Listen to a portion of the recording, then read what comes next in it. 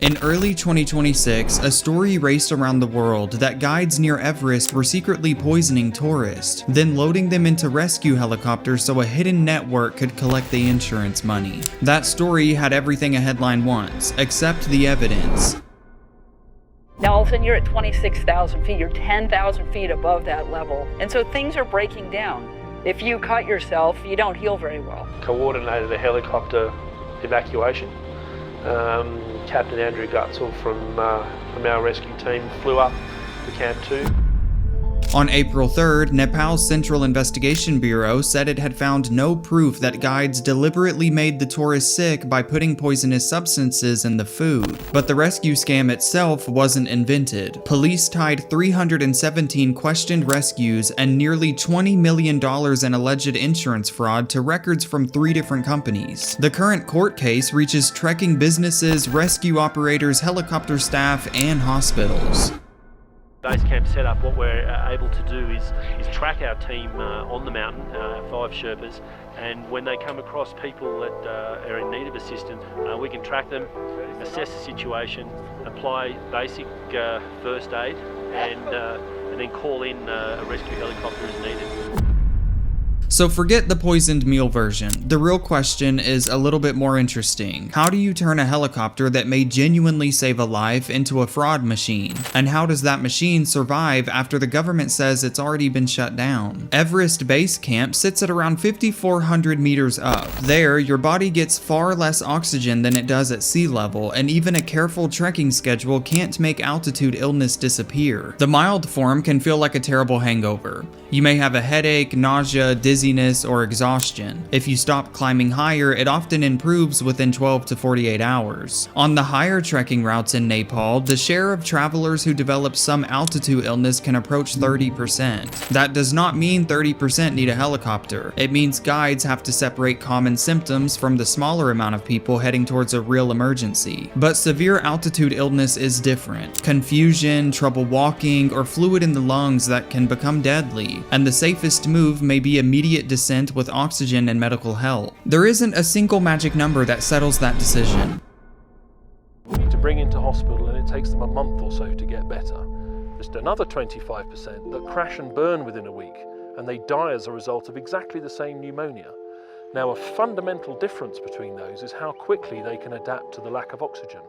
And it's exactly the same sort of thing we see up here. 25% don't notice it.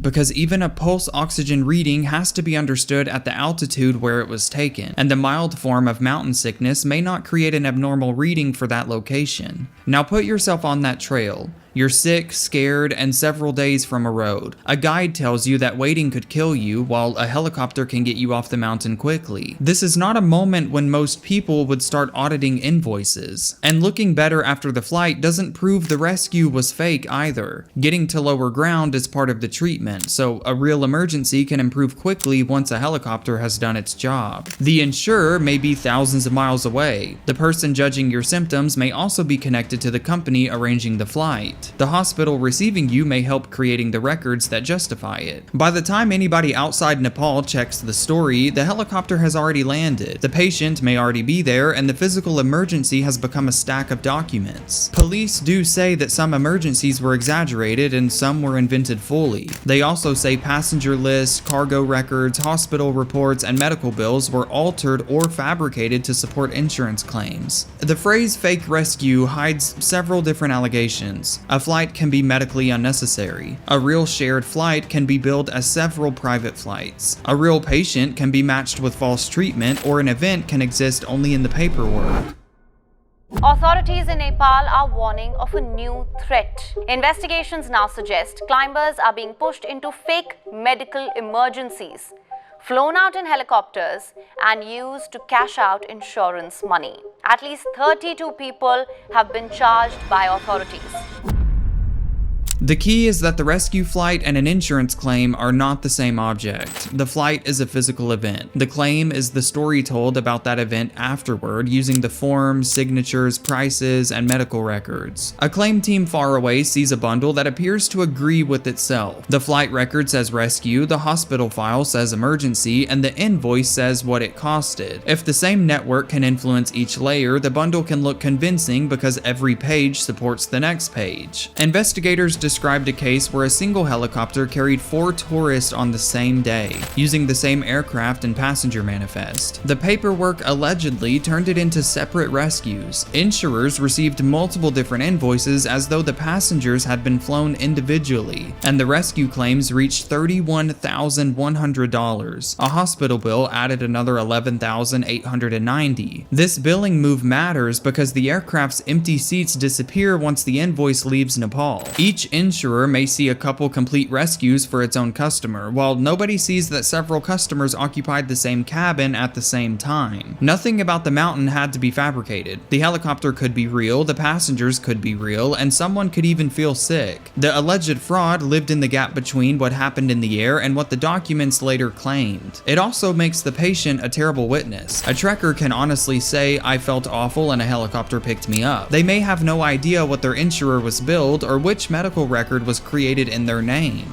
Some tourists may have cooperated, and investigators say others were pressured into flights they didn't even need. But that doesn't make every evacuation suspicious. Real altitude emergencies happen every single season, and treating them as fake would create a different kind of danger. Nepal had already investigated this problem in 2018. A government committee produced a 700-page report describing multiple claims for single helicopter rides and pressure on trekkers to accept flights for minor illnesses. The report wasn't guessing at a vague culture of corruption. It pointed towards a financial trial that could be checked, including the rescue flight, the identity of the passenger, the hospital treatment, the price, and the claims sent overseas. The government responded with a new rescue monitoring system. Tour operators become responsible for their customers, rescue middlemen were supposed to disappear, and the helicopter companies and hospitals had to report flight and treatment details to government bodies. The rules were more specific than a promise to behave. Claims were supposed to use original invoices and actual reasonable costs. Government staff were supposed to compare rescue records with civilization data, and the documents could be checked against the flight that really happened. That sounds like the right answer. If the scam hides inside records, gather the records in a central place and compare them. A shared passenger list should not become several private flights once it reaches the insurer. But collecting paperwork only works if someone checks it, connects it, and acts when the numbers don't match. Nepal's current investigation chief says the scam kept growing because the earlier report did not lead to strong punishment. So the failure wasn't that Nepal forgot to write a rule. It created a way to compare the records, then failed to turn that comparison into timely cases and consequences. Even the fix had the same weakness as the original rescue system. It trusted documents to explain what happened when the central accusation was that people inside the system could manipulate those documents. Meanwhile, the honest part of Nepal's trekking industry kept depending on those helicopters. You couldn't simply ban rescue flights or delay every evacuation until overseas investigators approved it. On a mountain, that delay can become the emergency. In January of 2026, Nepal police arrested 6 rescue company executives. Our next story is from Nepal, where an old scam has again resurfaced. 6 people from 3 mountain rescue agencies have been arrested in Nepal's fake rescue scam.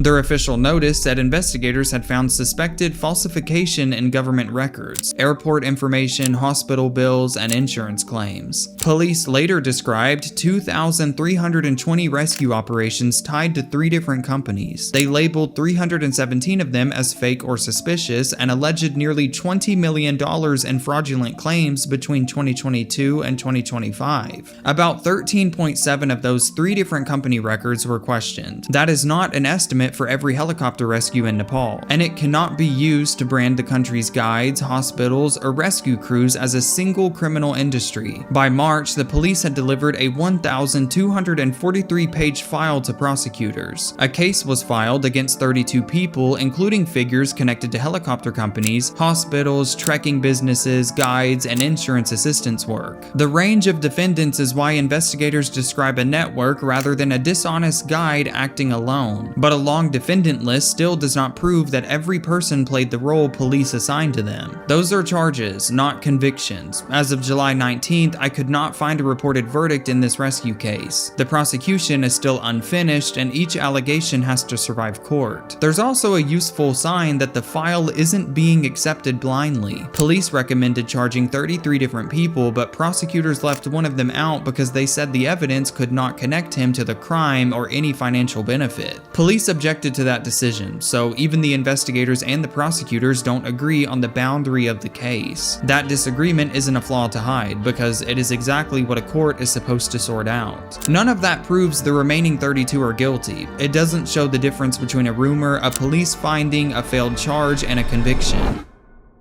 According to Nepali authorities, some mountain guides have been giving climbers medication or rotten food to make them temporarily ill in order to justify emergency helicopter evacuations. The climbers are then taken to hospital and the rescue is billed to their insurance, often at highly inflated prices. This story has all four, and confusing them is exactly how the poisoning headline escaped the evidence. So did the guides poison climbers to trigger helicopter rescues? Nepal's own crime bureau said that it found no evidence of that at all. The viral version took an allegation from the edge of the story and promoted it into a headline. What investigators say they documented is less cinematic and more believable. They allege that real flights were multiplied on paper, medical problems were exaggerated or invented, and records from airports and hospitals were shaped to unlock the insurance money. Fixing the poison story doesn't make the alleged fraud harmless. It makes the case more precise. The strongest public evidence is not a secret substance in a meal. It's the ordinary paperwork that lets several businesses tell the same profitable story about a patient. The case is not finished. No current source I found reports convictions. The exact loss still has to be proven, and a court may reject some or all of what investigators allege. This level of precision also matters to honest guides and rescue crews. A false poisoning headline can turn an allegation against specific people into suspicion of anybody helping tourists in Nepal's mountains, including the people making genuine decisions under terrible conditions. But we can answer the central question. The system was vulnerable because a rescue has to move faster than verification, while the proof is assembled later by people close to the flight, the patient, and the hospital. You cannot fix that by making a sick trekker wait on the trail while several different offices debate a form. The interruption has to happen after the emergency, when independent records can be compared quickly and a mismatch can still lead to action. In 2018, Nepal answered that weakness with more reporting. The 2026 case suggests reporting was not enough. A passenger manifest only protects the system if somebody compares it with the invoices and is willing to act when one flight somehow becomes four. What matters is where the alleged scam actually began, and it wasn't the helicopter or the urgency around it. It began after the rotor stopped, when a life-saving event became a story on paper, and nobody with power challenged that story for years. And if you want another story about a system doing something very different from what the people inside it thought, watch my video about the tracker 1 million people downloaded onto their phones.